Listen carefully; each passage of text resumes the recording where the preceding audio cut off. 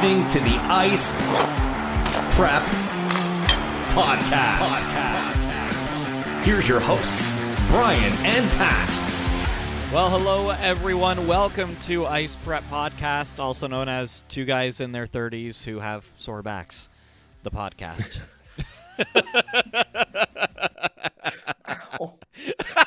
I hate that you said that, because then I leaned back and hurt my back more. Oh, my God.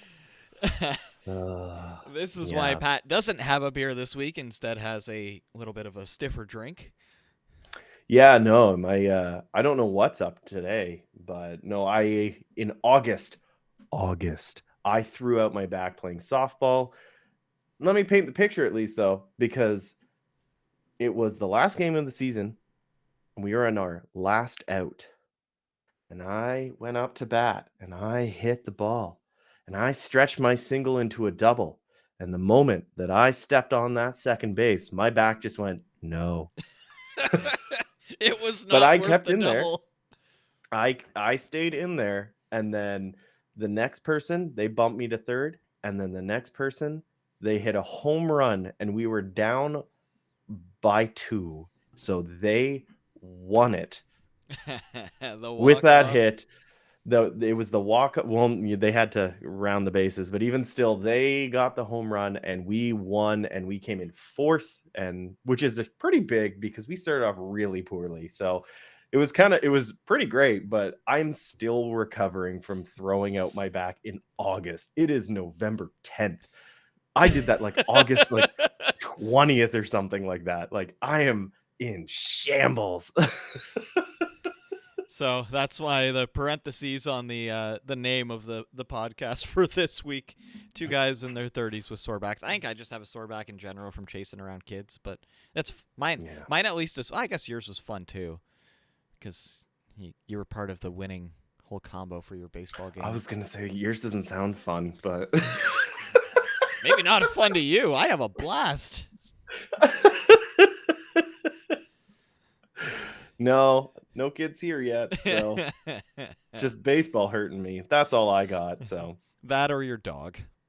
That's true. Anyway, so hockey. Crazy since we last talked.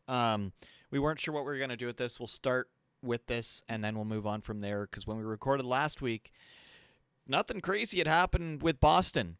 And by the time the podcast went up, because it happened Friday afternoon.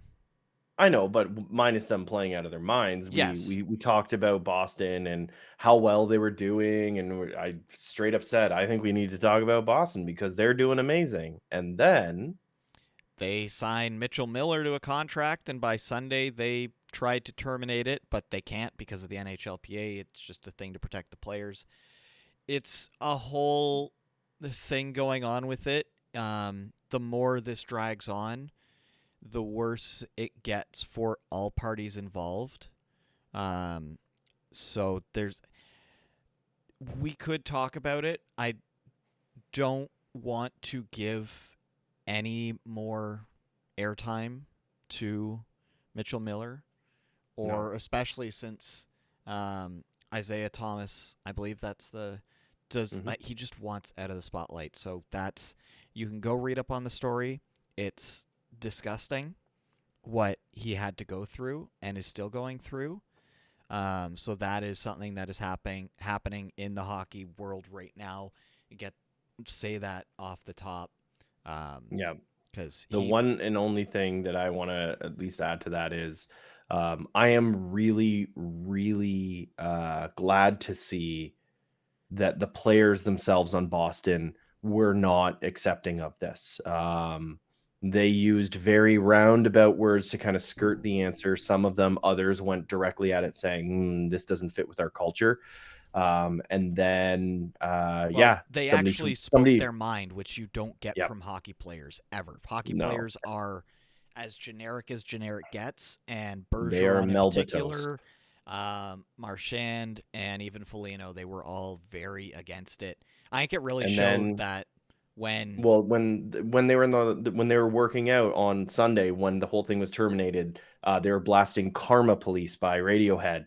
The team was doing that. So nobody wanted this to happen on the team. And I'm glad that to me at least doesn't sour what's happening in Boston on the ice. In the office, there should be firings, there should be layoffs, there should be at least an investigation of some sort. I think there's going to be something, and like I know everybody rags on the Boston ownership, nobody really likes him, but we all know that whatever Patrice Bergeron wants when he retires, he will get there. And this could have completely soured a relationship that Jeremy Jacobs does not want soured. So leave it there. The Bruins ended up losing that game against the Leafs that night, which, by the way, I think every single Saturday night prediction that I've done, I've gotten wrong. Yeah. You've gotten at least one right because you went against me on one of the weeks. Yeah, you're not wrong. For those that are listening, we do a little bit of a snippet that's extra on CJVK, a radio station here in London. And we try and predict what the hockey game is going to look like. I was very wrong with this one. I said it was going to be 5-0 Boston. I was hoping that's what it was going to be, like super fingers crossed with it, but it didn't turn out that way. And then all this stuff came out, and nobody wanted Boston to win, so it was like, exactly. Well, and it kind of a turnaround for the Leafs there. So hey, yep. I mean that's the way that it goes with the Leafs. It seems they're bad. Oh, they're on a win streak. Oh, they lose in overtime, but still, it was a good game for them against Vegas. So that was a very good game, and I think that it's really important as we switch off of Boston to quickly talk about Mitch Marner and that goal. Are you frigging kidding me? I love how even still, like, I don't get how Leaf fans want to run him out of town. It's like, do you even watch the Leaf games? Like, even if he has a bad night, he is still one of the more noticeable players on the ice for what he's doing. And who would have thought that it was actually, why can't I think of that if Timothy Liljegren was like the missing piece for the Leafs? Comes back, first game, 2 goals. Yeah, first game at home, I believe. It's like McAvoy, first game of the season. He's back. He scored his first goal for the Bruins. It just seems defensemen come back and they score. It's just a thing. They're just like, hey, I can do this. Hey, Colorado tied it up. There we go. Yeah, my game's going to overtime as we speak right now. I have an eye on the scores here for those, just so that they can kind of see what we're talking about when we're talking.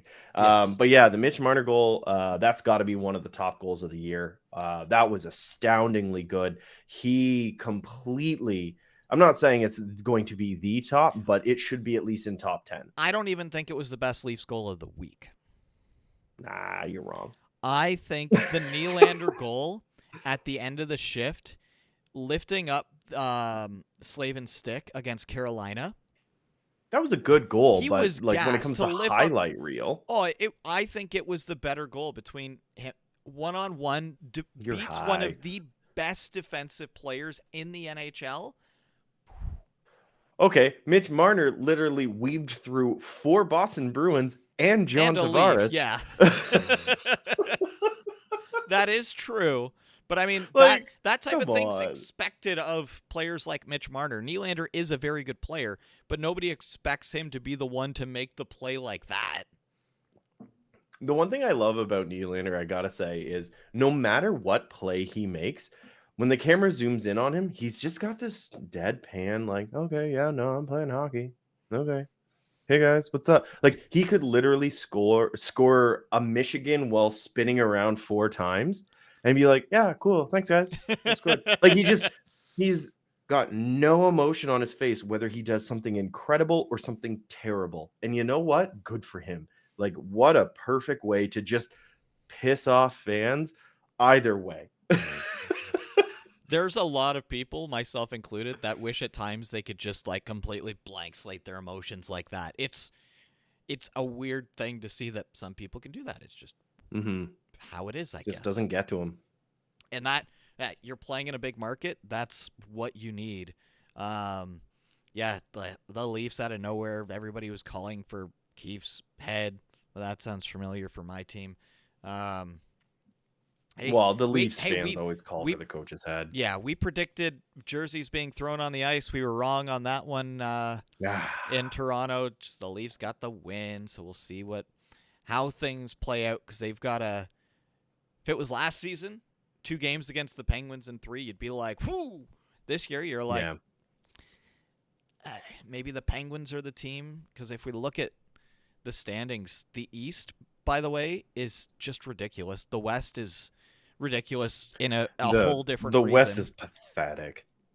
You've got It's so bad. You've got like one good team in Vegas, and then everybody else is just kind of sitting together, being like, super mid. "We're all 500 teams, and nobody can get an advantage on anybody else." And then you go to the East, and it's almost every team except for like Columbus, Pittsburgh, and Ottawa have positive records, which is crazy. Yeah, I don't know. This season it's going to balance out. Like again, I think It was like this we're last almost year too. Yeah, we're almost at 1 month. Like we're like a day or two as of recording like Well, I out think from with the European games, we're officially a month in. those don't count.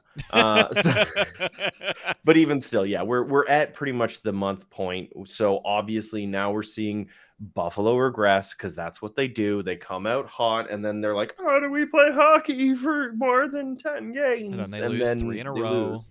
Yeah, so and it looks like they're going to lose tonight if they haven't already. Eichel scored at home, and when I say home, I mean his old home. 6-4 for Vegas at this time. Buffalo is making a comeback. They've got a shorty there. Eichel, 2 goals in that game. He that surgery. You want to talk about Eichel? There was a lot of people last year like, "Oh, maybe Eichel's all washed." I think we might have even said something like that. And it was like, well, let's give him time. He looks phenomenal. Yeah, he's like the player in the West. Like, don't get me wrong, McKinnon has been playing out of his mind. He can't put it in the net, but my goodness, he can get it to people that can. His assist totals are insane. I think he had something like 9 assists or something like that in two games, which is insane. But McKinnon's at 17 assists right now because of an assist for Rantanen tonight. There you go. So he is having a year when it comes to passing, but Eichel is just showing that he is exactly where he should have been, number 2 behind Matthews, and he's outperforming Matthews, plain and simple, right now. Obviously, Matthews is going to get it back. He's getting better. Each game you see his strides are getting better. His shot's getting better. His vision's getting better. He's getting into the groove again. But Eichel hit that right out of the gate. He wanted to prove something this season, and he is showing it. So I really want him to stay healthy because he is currently, in my eyes, borderline the villain. He is kind of the villain in the league right now. Like I can kind of see that. At least maybe it's in Ontario. Maybe that's what I'm kind of feeling, because I think people still kind of have a little bit of a soft spot for Buffalo. Even Leafs fans, there's a rivalry, but at the same time, they're like, they've been through some stuff. It's been their football team wasn't good for a long time. They finally start to get good, and they can't get past Kansas City in the playoffs ever. Exactly. And then their team, they're what? Aren't the Sabres on the longest playoff drought right now of any team? Because Florida made it in last year, or 2 years ago was when they broke it. But like Buffalo, those fans, they deserve a good team, and I hope that they can get things figured out. Because I think this West Coast trip has just destroyed the confidence that team has built up. Who knows? Maybe a good homestand will help. They're technically, of the worst teams in the league, like teams that are near the bottom, they have a good goal differential. So they can put up. It's just, I think part of the problem might be, their goaltending tandem, which is what everybody said would probably be the issue for the Buffalo Sabres. And it's coming true. And they didn't take the guy off waiver. He instead went to Seattle for some reason. Seattle is just claiming every goaltender. Well, they got him back. Yes. So I can't. Who was it? Why can't I think of who it was? Holmberg? Yes. Magnus Hellberg. from waivers off of Ottawa. That was earlier today. The guy, Yeah.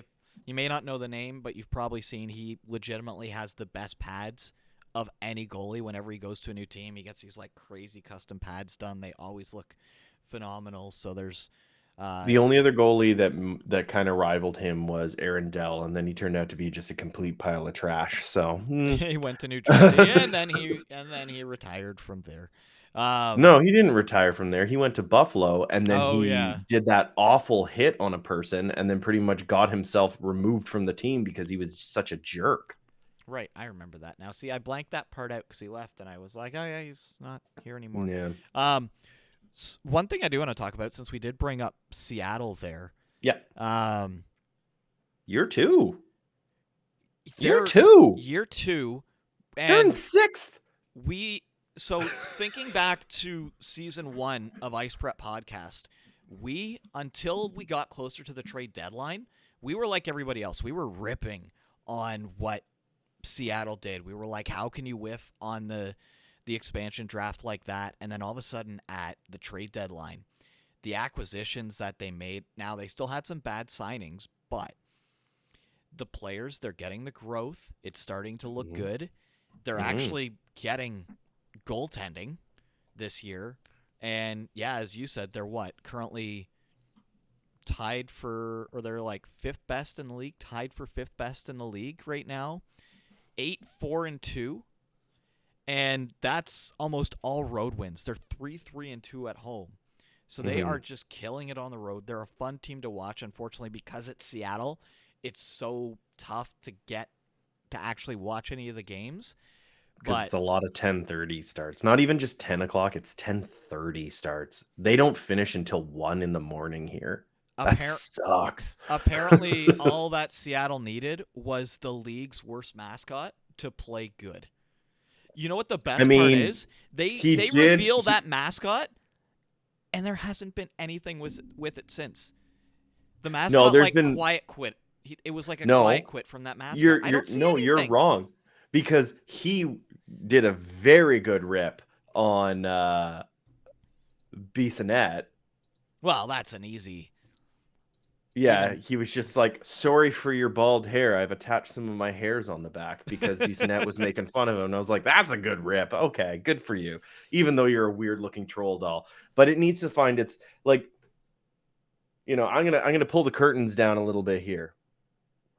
Well, it looks like New Jersey might have won, judging by Brian's face as he looks at me. 8 games in a row. Sorry, Devils won it. Dougie Hamilton with 33 seconds left in overtime.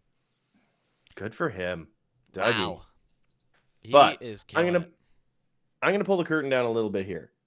In my job, sometimes I go into a mascot costume, and by sometimes I mean I'm the only person that goes into the mascot costume. You were literally texting work about it before we started.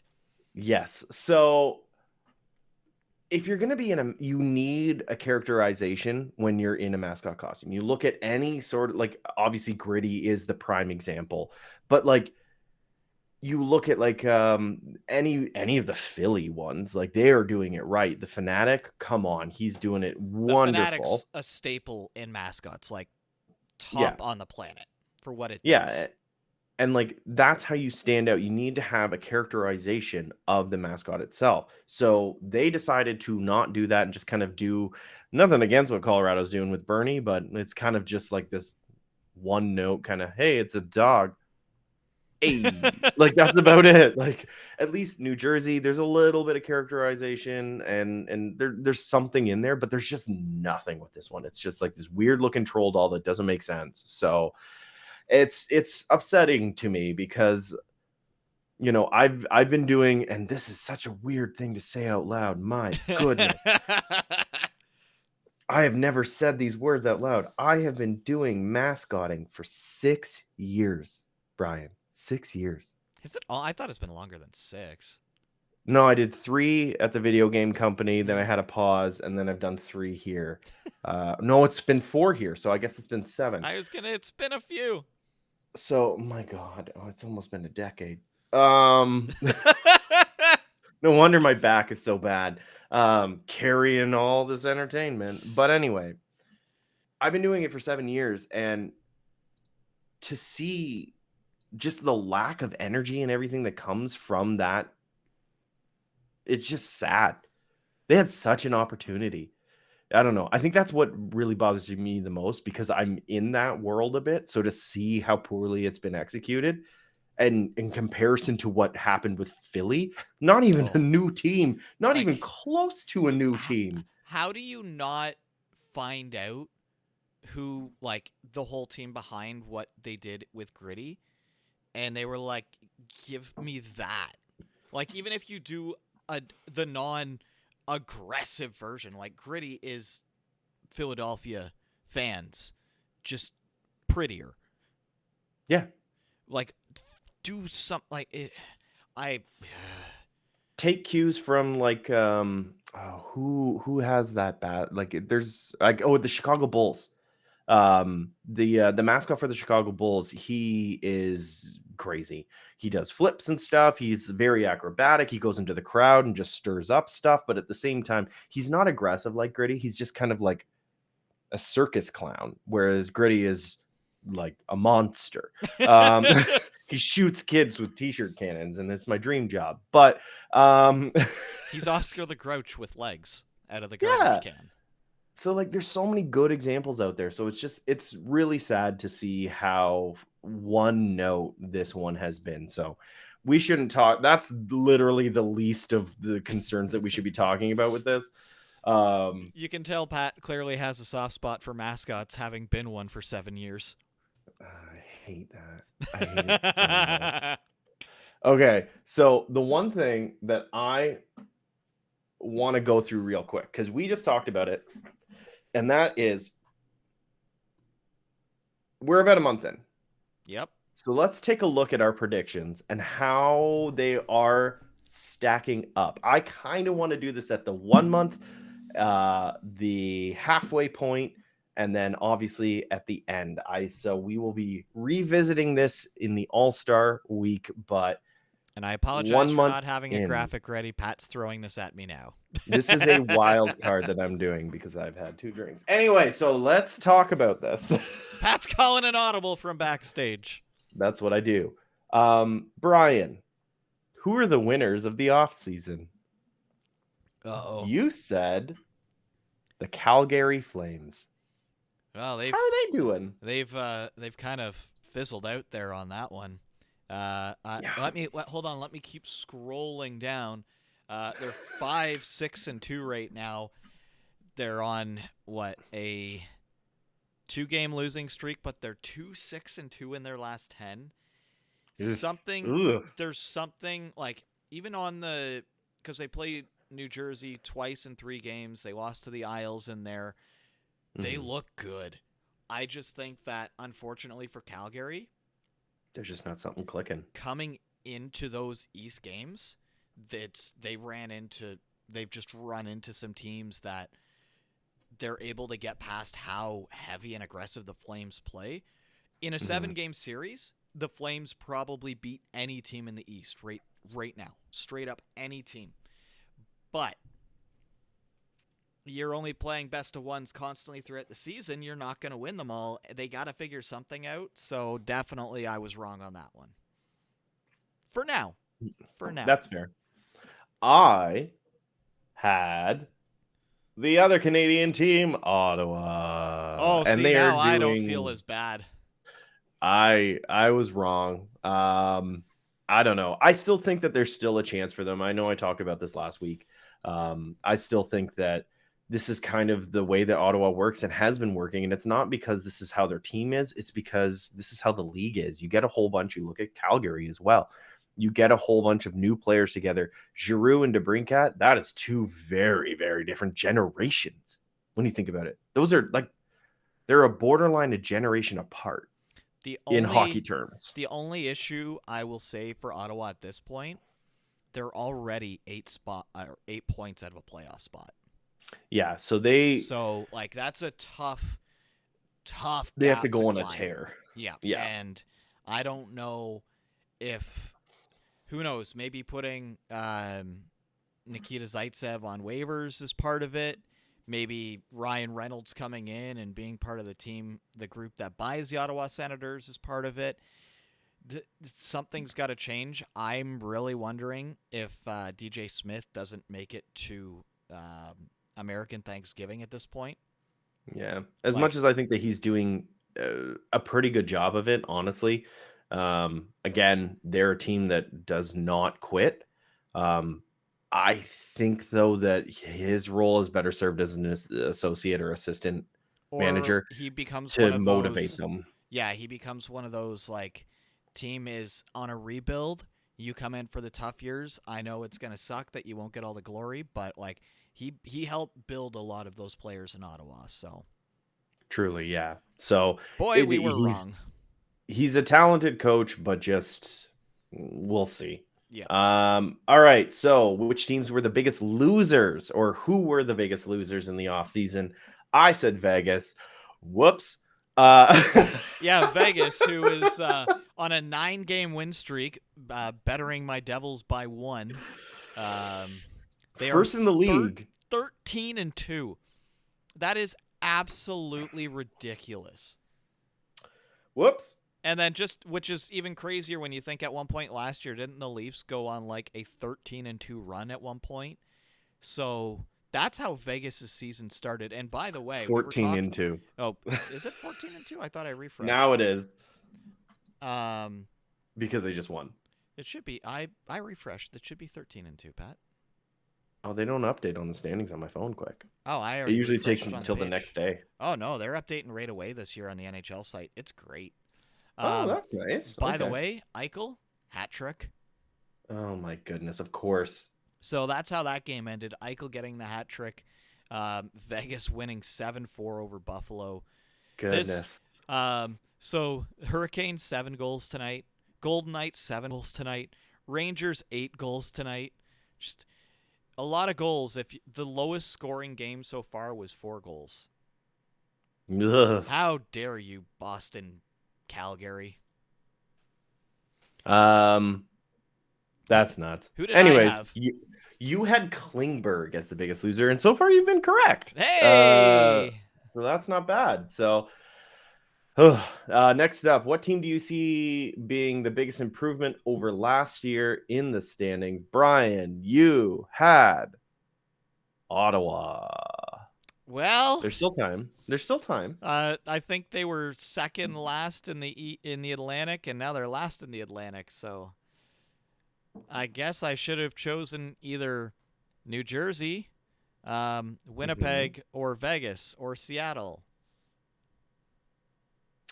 Yeah. It could have been worse. You could have chosen who I chose. St. Louis? Which is Anaheim. Oh. Anaheim is dead last, tied with San Jose, but even still, they are in last place in their division, and league-wide, they are third last. Woof. All right, we're going to keep chugging along because we've already done this, and we don't want to take up too much time with this. Which team will see the biggest decline? Brian, you had the New York Rangers. That one's so tough to say 1 month in because I think everybody expected them to be a lot more dominant. Yeah, they're 17 points in 15 games, but I think a lot of people expected them to sit where Jersey is. And Igor does not look good, and that was my whole point. Well, you and I are tied with this one because I said Florida. Florida is also sitting with pretty much exactly the same record. But when you think about it, Florida was the President's Trophy winner last year. Yes. So they are currently sitting right now in 9th place based off of points. They're a little bit higher than New York, but even still, but their point percentage. We remember with Florida too is that they just went on a run at the end of the year because Colorado was like locked in to win, and then Florida was just like, we're gonna win every game, and then get swept in the second from round. behind like 7 times. It was crazy. Yeah, that was a wild end of the season for them. What player is going to have a breakout year? I think we're both kind of winners on this one here. We've actually talked about this a couple times on the podcast so far, but Brian, you had Jack Hughes. One of the Hughes. You just had Hughes. I'm assuming It was Jack Hughes. Jack Hughes, which obviously he is doing very well. He's doing okay. The He's thing that he's doing pretty good. he's got what 9 assists. I'm not sure what his full point totals at. He's like, here's the thing with New Jersey right now is everybody is playing really well.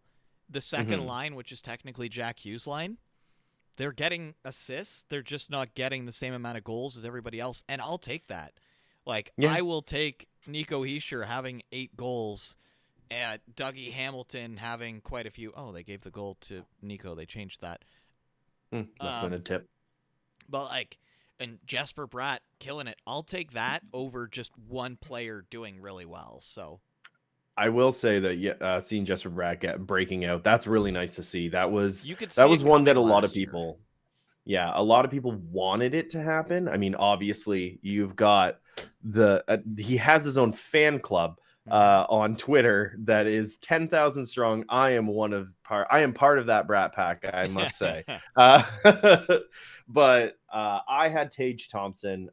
He's currently sitting at, it might be different from what I'm looking at Hockey DB right now. He has 18 points in 14 games. That's pretty breakout, if you ask me. Since he started out so hot. 2 goals tonight in the 7-4 loss against Vegas. He has how many goals? 10. Does it say on yours? Okay, so this is up to date. So he has 10 goals, 8 assists. He's having a year. That contract is looking good. It is the reverse Jeff Skinner. Yeah, like if he can keep this up, or even just like a little bit of regression, he's going to be a point per game player. So like 80 points. Come on, you can't ask for more.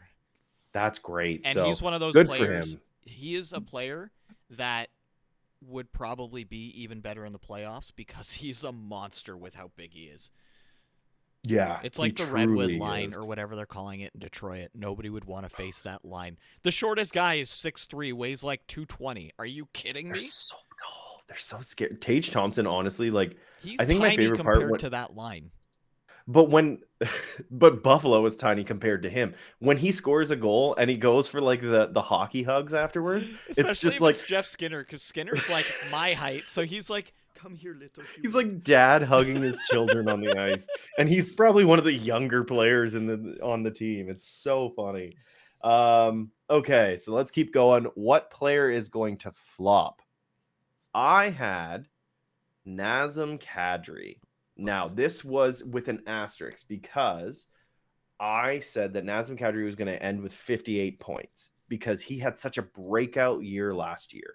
And as we've seen with some players who have really good contract years and then they sign a contract, they regress really hard. Miller, but sometimes they don't. Kadri, he's point per game right now. 12 games, 12 points, 7 goals, 5 assists. He's looked good. 13 he's games. Honestly, oh, I guess this one's not included. He's honestly, I think, been the best looking forward. He's the only good looking forward on that team right now. Huberdeau is non-existent in my mind. Well, he's also injured currently, but oh yeah, I guess that also makes sense. Yeah, like it's things are. Calgary is a team that can turn it around, but things right now are looking rough. Mind you, they were for last year for quite a bit too, and then all of a sudden it was like, oh, here comes the Flames. So they just have to find their groove. They have to find their fit. Although I got to say, we were talking about their defensive pairings. It's not looking good on defense there. They were supposed to be really good. And apparently they're just pylons. My team has the best defensive pair stat-wise in the league, which is crazy. Not to make it all about my team, Pat. Why would you do such a thing? It was all about my team last year. That's true. I was like, oh, am I wearing Devils? No, I'm wearing something better. Oh, do you know what are we wearing here? Oh, we're looking at the Goofy movie. Yeah. I listened to Eye to Eye quite a bit. Such a good song. Yep. I had Johnny Gaudreau as what player, or no, you had Johnny Gaudreau as what player was going to flop.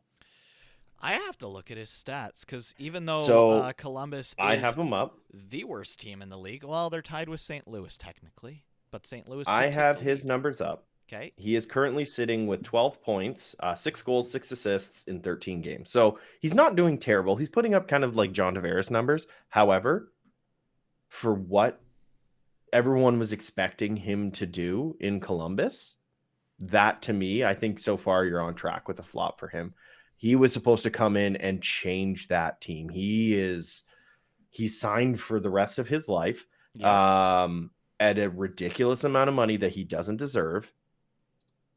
And he's proving he is not he is JT after he's just had a kid and he's exhausted because he's up until 4 a.m. every single night. And then he has to also like deal with the literal children that he's playing hockey with as well. He's that level of not performing. He's still performing. He's still a star. I'm not saying he's a bad hockey player. But He's still a very good hockey player, but he he's was an a overrated one. 100-point player who was on pace to get what, like 70 something. That's not what he was signed for. So I think that I may have nailed that one for now, but it's a long hockey season. It truly is. Worst signing of the offseason. We're both on the same team here. You had Goodbranson. I had Goudreau. Both of them seem to be lining up pretty well. So I think so far we've nailed those two. I'm just going to see if there's anything else. Way too early projections. Who will win the Rocket? We both said Matthews. We both should have said McDavid.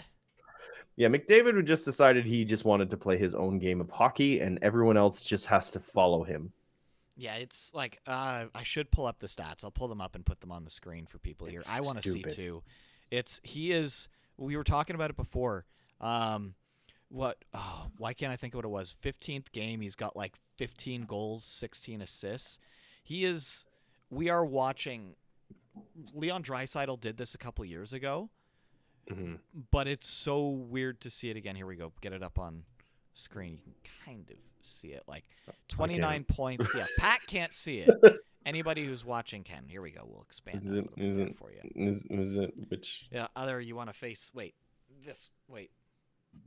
That way. No, not that way. That way's towards the edge of the screen. Like, McDavid is up 2 goals. Crazy that Bo is in second. He's killing it. It's not crazy because he's doing so damn good. He is a very good hockey player, and they gave the contract to JT Miller being like, you're better, but he's terrible. He's terrible. So there's only one new name on this top list from when we talked about this last week. That's Nick Suzuki breaking in. 9 goals, tied with another contract. Robertson, Pasta, Draisaitl. Then you go to assists. It's like, okay, yeah, Leon's up there. Panarin, McKinnon. McDavid's up there. Hey, Jesper Bratt. McDavid is just on a tear. The points that you're seeing on your screen haven't actually updated for what's proper. He's at 31 points now. McDavid is. It's 31 points. Are you kidding me? Yeah. 31 points in how many games? 15. That's disgusting. And just remember, 2 years ago, Leon Draisaitl had 30 points in 14 games. So it's ridiculous out there. Matthews he'll get it going, but I don't think he can get it going enough to catch McDavid at this point, because McDavid's literally going to LeBron his way to a Stanley Cup. Yeah. He truly is. I'm trying to find the numbers. Yes. So I sent you this last night because it kind of reminded me. Because we both, it ties into the last question. So currently, and this was from last night, Connor Bedard dropped this is Cam Robinson, by the way, at hockey_Robinson on Twitter. Connor Bedard dropped his second 5-point night. Second 5-point night. Think about that. In the last 10 days. He is riding a 16-game point streak with 14 goals and 36 points. 36 points in 16 games. and he is a child on skates. Yeah, there's a That's reason why insane. teams are tanking for Bedard, and I've got it up on screen, the tweet right now for anybody who wants to see it there. And then even crazier is there's a bunch of other kids in the WHL that are on their draft here. Yep. And if it wasn't for Bedard, everybody would be like, "Oh my god!" But This year is going to be you're going to have Bedard, who's going to be up here, and then who's like, if we're talking EA Sports kind of drafting, he's franchise. He is the franchise player, and then you're going to have like 15 high-level elite players coming into the league.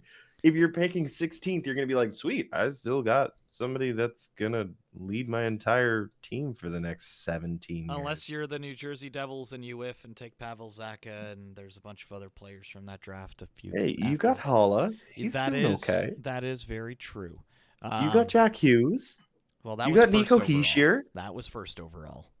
I'm just saying, you've got know. these players. I You know. can't complain because you're doing well. Is this what Come it was like on. for you? Or yeah, it's like the reverse of last year. Yeah. Just like believe in is. your team. And for me, it's just like if they don't even make the playoffs, I'm like, well, they won the Stanley Cup last year, so I don't care. You've still Like, got the high to go on for a little bit. yeah.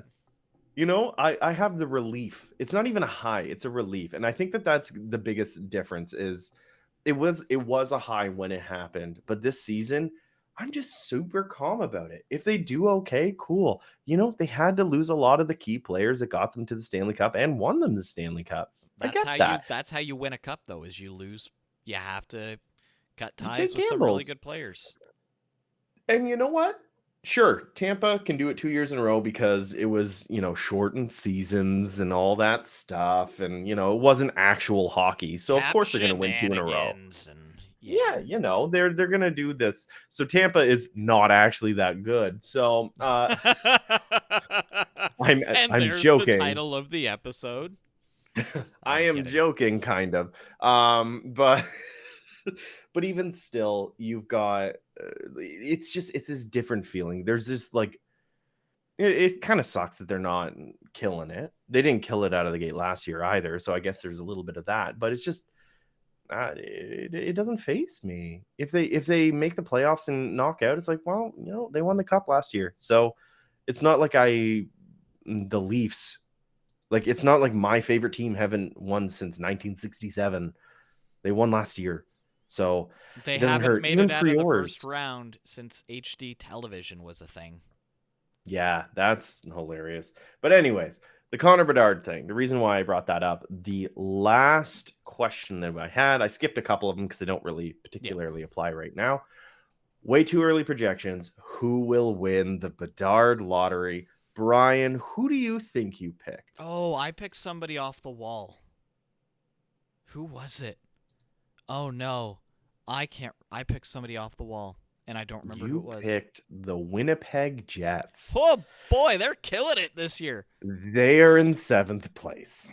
They are the top of the Central. That is one. It's funny that you say that because I did say that, and I also didn't I have the Jets as potentially making the playoffs, so I half contradicted myself on that one. You had them in 3rd place. So, but hey, that was one of those. They're gonna do something. I still stand by the Winnipeg Jets. There's some magic there. I told you that rookie that was coming in was going to be lights out. He's been lights out. Hellebuck can play well. Their defense is still awful. Yeah, he has. Has he been playing? Yeah. Oh, I haven't been watching any Winnipeg games. You wouldn't watch Winnipeg games if it was against the Avalanche. You'd be like, I'm skipping this game. Well, because they just injure people. They're like the Wild. They go in. You're just like, which players are going to get injured? I'm going to say JT Compher. I'm willing to bet the next game that they play against Winnipeg, Compher is going to get hurt. I don't know why. That's just the gut reaction I have. I had Philly, and I still stand by my Philly choice. I thought you look at he hasn't. Sorry, I'm looking. See, I told you. What was he?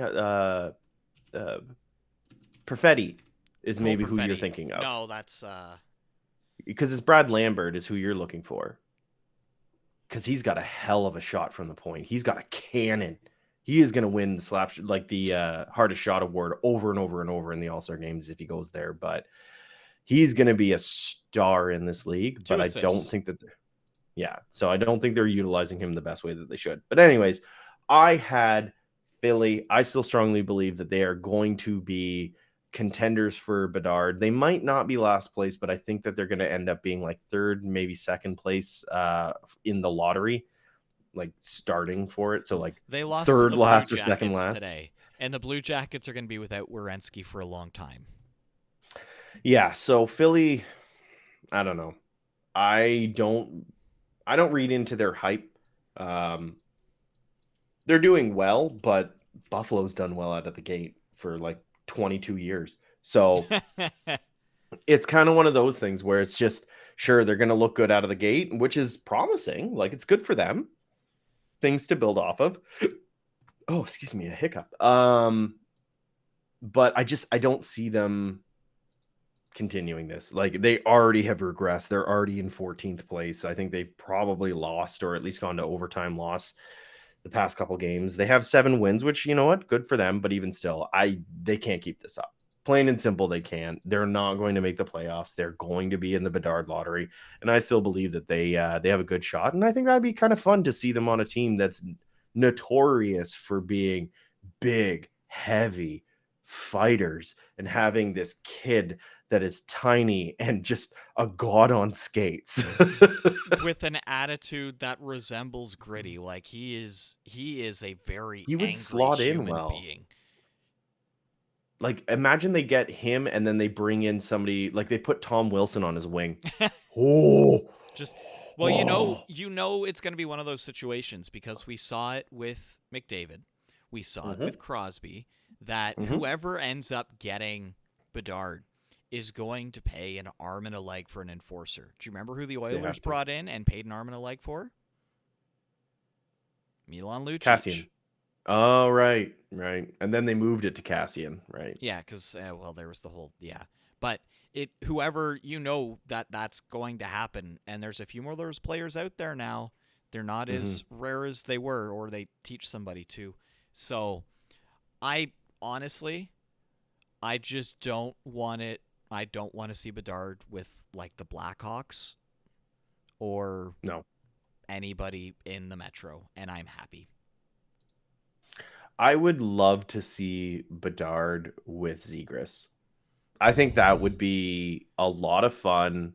And I think it would be a lot of fun to build around those two, because I think that they would not actually be friends, which would make it even better, because Zegras is just he's a puppy. He is a media darling, plain and simple. There's a video that went viral of him playing tech decks. He had the finger skateboards. And he was just like, oh, I'm sorry, I didn't know I wasn't supposed to be here. Like, stupid videos like that. He's like, yeah, let's do that. He brought Baby Yoda to an interview. Like, he does all these stupid things. He's a kid having fun. He's having fun. And I think that's important for the Bedard, actually. I think that would actually be beneficial to pair him with a person who's having fun playing hockey. The thought of Anaheim with those two, honestly, there's your new dynasty in a different way of what was once like Perry Getzlaf. Here's your new 2 best players. Well, and then they also have the guy who pretty much won the gold medal for Canada. Who was that again? I keep saying Marchman. It's not Marchman. Who's McTavish. Probably. Well, I think Shane Pinto, because he scored against the Devils tonight, is sitting up in the rookie point leader. But like Mason McTavish. No, there's somebody on. There's somebody on Arizona. Yep. Matthias Maselli. You got Matty Beignet up there. Cole Perfetti. Another person from the Wild. A defenseman. Wow, with 8 points. McTavish up there. I don't think McTavish has played too many games, though. I think that might be part of it. But even still, you've also got 14. You've also got on Anaheim. The reason why, I'm kind of looking at Anaheim in the next 2 to 3 years to be this team that's going to be they're going to be so difficult to play against, because you're going to have speed and super young talent. You've got people like Jamie Drysdale on the back end in the defense. He's not a big kid, but my goodness, he could break out to be something similar to like a Cale Makar light is really what he could be. And I'm really excited for that team. Like I've always had a little bit of a soft spot for the Ducks. I mean, I think a lot of people have just from the Mighty Ducks movies. Oh yeah. Well, it's one of But those yeah, things. You look at the way that the Ducks are being built. Um, reminds me a lot of a team that just got its 8th win in a row. Young, fast, just takes some time, and suddenly things are going to click. And you can see the flashes in Anaheim. yeah, So when they get things figured out, it's going to suck because you're going to have the Kings. They're coming back.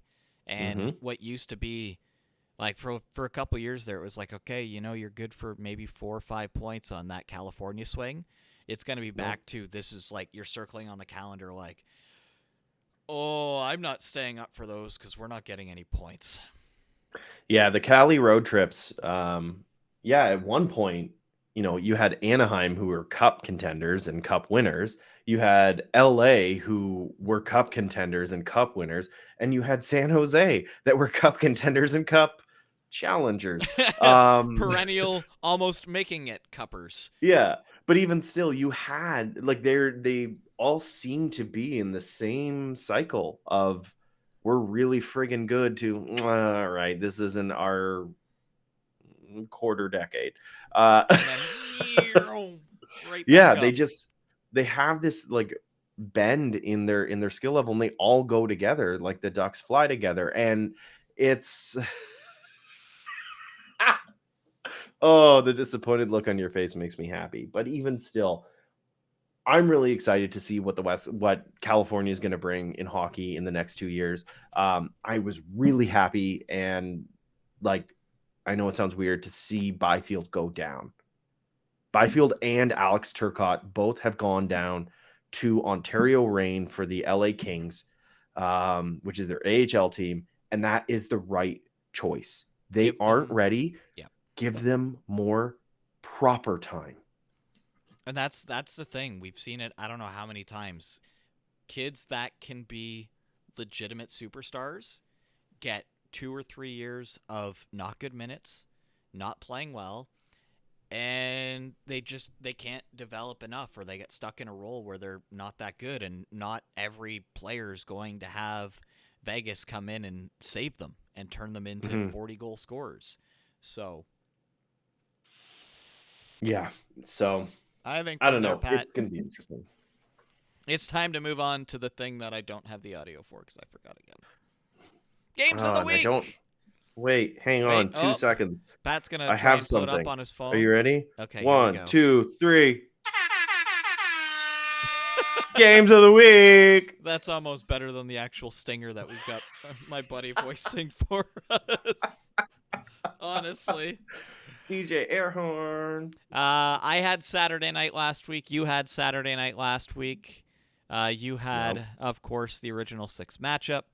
We already talked about it earlier. The Leafs getting the win in that game, much needed for that team. 2-1, so it wasn't a big win, but even it wasn't like a large win, but it was a hell of a game. If you tuned in for it, it was good. That was really good hockey between the two teams, so that was nice to see. It's nice to see games where it's not a big scoring. Like you said, you didn't like the game last week where it was 1-0 New Jersey over. It was a good game. It was a good, solid game. But usually along the lines when we're picking games, it ends up being, like a 5-3, like the Lightning winning over Buffalo, which was my choice. Yeah. I guess I picked Buffalo, and they just can't win games anymore. Like, they were on that heater. They're still they got to figure out their net. They'll get there. It's scary. Yeah. I already know that we aren't picking the same game this week because you said different. No, we are not. Yep. So I will let you go first for once, since you don't have to be like, oh, I don't have to worry about what Brian's picking. Okay. Well, I have chosen a little bit of a wild card. It's not the usual type of game where it's like these are top 2 teams fighting for the title. It's mid. There's a lot of things that are important for either team in this game. So it's Saturday at 7 p.m. Pittsburgh in Montreal. This is going to be a really important game for both teams. Montreal, well, it's going to be an important game for Pittsburgh, and Montreal is just continuing to say, hey, we're pretty good. We're not terrible. We're not great. We're pretty good. Montreal's having a house money season, and they are Yep. performing it, except for Slafkovsky getting 2-game suspension. Yeah, that was a not good. good play by him. But even still, I think that this is going to be a really good game. I think it's going to be high scoring. I think we're going to see in total double digits in goals. But yeah, Pittsburgh is starting to find their legs. They had some drinks on Halloween, as Crosby said, and said that turned them around and broke their losing streak. But I don't know. We've got two very different teams. You've got Montreal that are young and fast and like kind of really clever with the puck. And then you've got Pittsburgh that are established and a bit older and a bit slower, but at the same time, they have better goaltending and they've got Crosby up front. So it is the captains are Sidney Crosby, Yep. Nick Suzuki. So like one of the youngest captains in the league, if not the youngest. I don't know 100%. I think he is the youngest currently. Going up against Crosby, who is not one of the oldest for sure, but even still, he's up there. Like he is one of two Ah. players in the NHL right now that the second they hang up their skates, the Hockey Hall of Fame will go, "Here's your plaque." Yeah. And everyone's, or no, they may not, because if Ovi keeps playing, they're going to wait for him and they're going to do the two of them at the same time. How could you because not? the Even though two they're of them are different tied draft together. years because of the lockout, they started the same year. Yeah. And Yeah. here's the thing too that you did not mention. It's in Montreal. Like, as much as everybody's like, yeah, the Leafs Saturday night, I'm sorry. Montreal games on Saturday night, yeah, it The Bell takes them Center's it rocking. takes them 120 minutes to actually get the game going.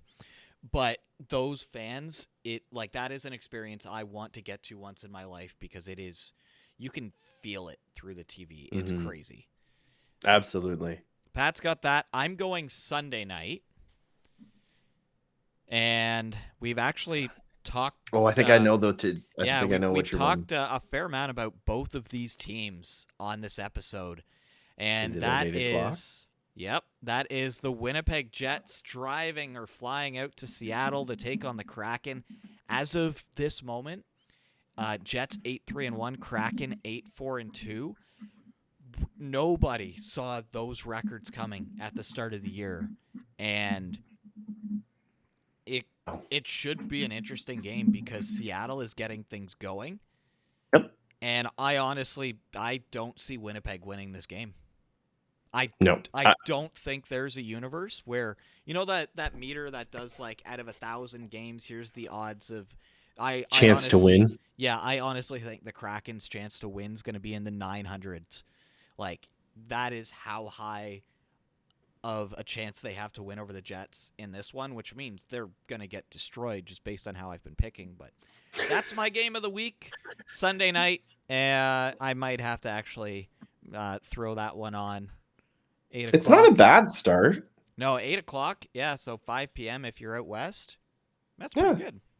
For a Seattle game, yeah. Like we said, like normally it's 10:30, so that's actually surprising. But there's really not a lot. There's a bunch of 6 p.m. starts. I guess it's because of football, but even still, I still strongly believe that Winnipeg is playing way over index. They aren't that good. They aren't. Their defensive pairings, their defense is garbage. I'm sorry. Eventually it will. Bonus can only do so much, and he's a defensive coach overall, and it's showing because they're shutting people down, and they have really good forwards. Like, absolutely, they have great forwards, but like, I feel like I could probably play defense for Winnipeg and potentially maybe be the 7th, but like, I could maybe break in, and I can barely stop. It's better than Pionk.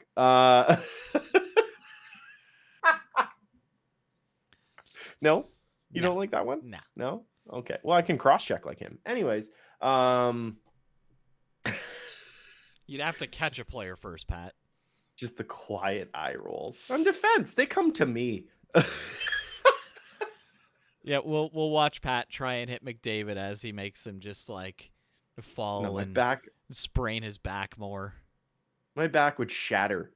My whole In body is fear. made of like pretty much just cardboard tubes. Oh, I thought you It's were gonna just say like the glass candy, just very no brittle. glass. It still has some kind of strength. Cardboard tubes, you get it wet, it just kind of crumbles. You bump into it, it makes a weird bend. That's my body. I'm just it's just the whole thing is in shambles. It's garbage. And talking about Pat's body, we'll end the episode there as I pull up his Movember page. We'll let you talk about your dirty stash, Pat. Cool. Not really. Yeah, no, as mentioned in the last podcast, I am doing Movember this year. I have decided to not do the one chip challenge this year. Reading the reviews, my buddy and I, we both realized we're still kind of suffering from the Carolina Reapers, and it is Carolina Reaper based. Just a quick little anecdote. I had the habanero McChicken like a month and a half ago, maybe 2 months ago, and my stomach started doing the convulsing that the Reaper caused And off you of used that to be heat. able to like you'd be popping peppers, no problem. Yeah. Yeah, like I'm a big fan of spicy food, and so that was a big shock because I hadn't had spicy for a bit because it really kind of, I mean, that was for sure a trauma. I'm glad you went But against it because you told me and I was like, I won't say hey, anything, but I guess. don't worry because we are still going to be doing some kind of hot challenge at work. If you go to my Movember page, you're going to figure out where I work. But even still, I'm going to be posting. I don't like to say it out loud as a just in case. But even still, we're currently trying to coordinate a way to do a hot ones challenge. I've done one of those before where you pour the hot sauce on the chicken wings and you eat the chicken wings. I have the hot sauce that I made based out of the Carolina Reapers that I want to bring in. It's actually not too spicy, but my friend Rich, he has some that are absurd. So most likely I'm going to be doing that. And that is all in the name of raising money for men's health and men's mental health. Obviously, big advocate for men's mental health. So that is my main focus with it. And I am doing the step challenge at the same time because, as you can see, for those that are watching, I still have a little bit of a beard, but I'm keeping the stash a bit longer. That was my compromise. So I'm going to be doing both awful things to my body and good things for my body. So a nice harmony while I make myself look a little bit weird. So if you can donate, amazing. If you can't, then I challenge you to reach out to your friends. If you haven't heard from them for a bit, it's always good to reconnect, but also just make sure that, they're doing okay. It's a tough time of the year, especially since it's dark at like, 2:30 in the afternoon now. Like it's not fun. So reach out to your friends. Mental health is important. Donate if you can. Movember page, it's up there. I'm going to be doing it all month, and I'm going to be pitching it all month, and you're going to have to deal with it. So donate, and I won't shut up. That I don't know where to take it from there, so we will say goodbye. We will talk to everybody next week, where hopefully it's just all good hockey news, and the Devils will still have gone without losing a game. Let's go Devils. I'm on that bandwagon this year. Devils all the way. If they win the cup, here, before we close it off, this is my vow to you. If they make it to the Stanley Cup Finals, I will get a Devils tattoo of your choosing, Brian. I wouldn't put you through that, but that would be hilarious. This is the thing I am telling you I will do. If they make it to the final, not even win the cup, if they make it to the Stanley Cup Finals, I will get a Devils tattoo. I don't even have an Avalanche tattoo, so there you go.